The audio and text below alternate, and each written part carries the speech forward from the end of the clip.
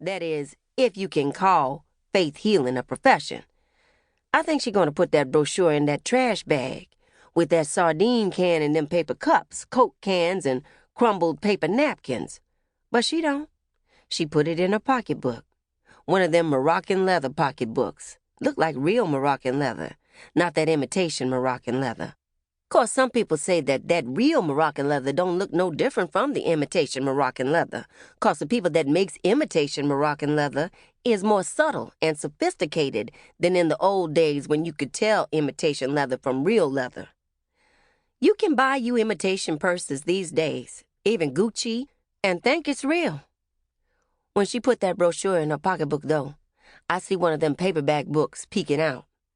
I don't see the title of that book, though. It seemed like it the name of some kind of insect, a mosquito or something like that. Maybe it's a book about them African mosquitoes. I know about them African mosquitoes and them Caribbean mosquitoes. I got me a friend nicknamed Mosquito, though.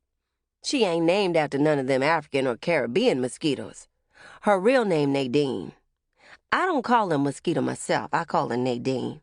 And she also got a couple of them magazines. I mean, the young woman I give my faith healing brochure, I'm thinking maybe she's reading Essence or one of them type magazines, you know, for the African-American woman. But it ain't. It's Scientific American and Popular Culture. It look kind of like National Geographic, except it say Popular Culture. I like that National Geographic myself. But them Americans on the cover of the Popular Culture magazine, with they tattoos and nose rings and sculptured and painted hairdos, kinda look like the kind of folks you used to just see in the National Geographic type magazines. But now, people all over the world look like they could be in them National Geographic type magazines, and not just the so-called primitive peoples. She ain't say anything about that faith healing, though. That woman with the gypsy earrings. But I know what she's thinking. That I'm some kind of charlatan and mercenary or some kind of crazy woman. All that. If I ain't a faker, then I'm a crazy woman that just believes in her own fakery. There's people like that. They's innocent believers or gullible believers, but it's their own fakery or somebody else's fakery they believe in. And it might not be fakery. It might just be other people believe it to be fakery. You don't always know fakery from fakery, 'cause I can tell she's one of them skeptical types. One of them skeptics. Gotta be a skeptic to be reading that Scientific American. 'Cause ain't that the magazine of the skeptical? The gullible reads the National Enquirer. Or maybe they ain't gullible, but just likes to be entertained.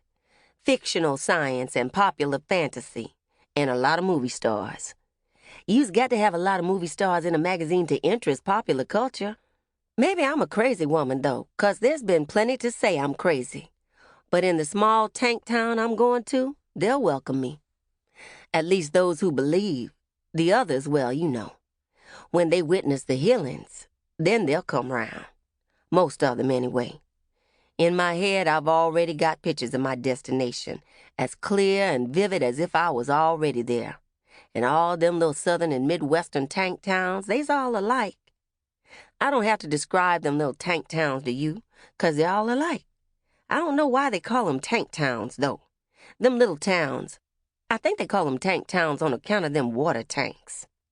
You know them water tanks, where the train stop to take on water, and that water tank is always higher than all them little buildings in them towns. I don't know if the modern trains still use water, but them old steam locomotives used to stop in them little tank towns to take on water. They didn't have depots in a lot of them little towns, 'cause some of them was too small to even have depots. But they'd have them tanks.